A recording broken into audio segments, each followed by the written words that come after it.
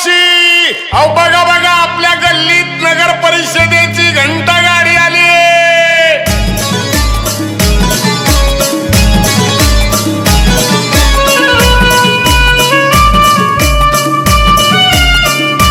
स्वच्छ भारत मोहीम राबवूया. चोपडा शहर स्वच्छ आणि सुंदर करूया.